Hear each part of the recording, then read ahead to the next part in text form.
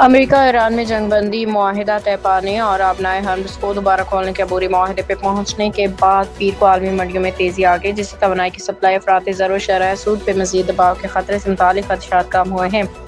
اس بڑے فیصلے سے عالمی مارکیٹ میں ہلچل مچ گئی ہے، جس سے تیل کی قیمتیں گر گئیں اور سونا کی قیمت میں اضافہ ہو گیا ہے۔ پشاور 9 اور 10 محرم کو جزوی موبائل سروس بند کرنے کے لیے محکمہ داخلہ کو باقاعدہ مراسلہ ارسال کر دیا گیا ہے۔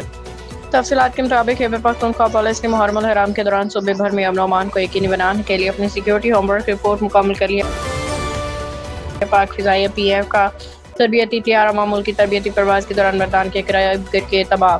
Inter services public relation ISPR کے مطابق اس افسوسناک حادثے میں طیارے میں سوار دونوں افسران فلائٹ لیفٹیننٹ محمد قاسم عبداللہ لیفٹیننٹ طاہا عباسی شہید ہو گئے ہیں۔ گروپ ایچ کے پہلے ورلڈ کپ میچ میں سعودی عرب اور یوراگوئے نے 1-1 سے برابر مقابلہ کھیلا۔ سعودی عرب کے لیے عبداللہ العمری نے پہلا گول سکور کیا، تاہم یوراگوئے کے میکسی اراوخو نے اس برتری کو ختم کرتے ہوئے اسکور برابر کر دیا۔ یہ ایسا میچ تھا جس میں دونوں ٹیموں کو گول کیپروں کی غلطی کا فائدہ پہنچا۔